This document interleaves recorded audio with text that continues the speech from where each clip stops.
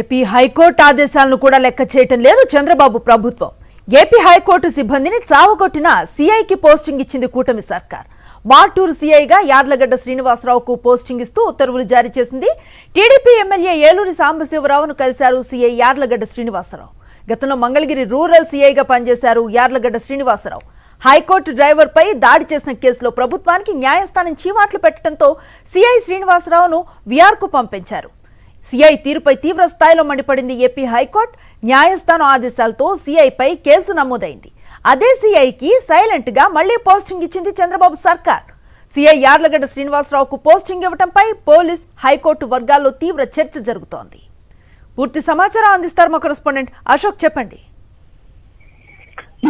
కూటమి ప్రభుత్వానికి హైకోర్టు అంటే లెక్కలేదు, హైకోర్టు ఆదేశాలంటే లెక్కలేదని మరోసారి ఈ ఘటన రుజువు చేస్తుంది.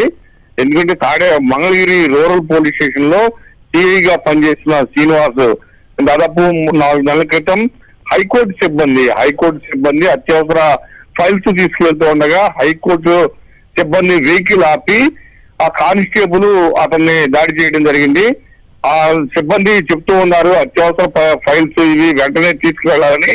కానీ సిఐ శ్రీనివాస్ మాత్రం అహంకారంతో ఆ వెహికల్ ని ఆ సిబ్బందిని పోలీస్ స్టేషన్ తీసుకెళ్లి అక్కడే పెట్టడం జరిగింది. వెంటనే సమాచారం అందించారు. హైకోర్టు దీనిపైన తీవ్రంగా ఆగ్రహించింది, కేసు నమోదు చేయమంది. కానీ హైకోర్టు ఆదేశాలను బేఖరు చేస్తూ సిఐ అనే మాత్రమే పెట్టారు. కానీ హైకోర్టు మరోసారి ఆగ్రహించి ఖచ్చితంగా పేరు నమోదు చేయాలని శ్రీనివాసరావు పేరు నమోదు చేయించారు. అయితే చట్టపరమైన చర్యలు కూడా తీసుకోవాలని కూడా ఆదేశాలు జారీ చేసింది. కానీ కూటమి ప్రభుత్వం మాత్రం కేవలం ఆయన్ని కంటి చూపు చర్యగా విఆర్ లో మాత్రమే ఉంచింది.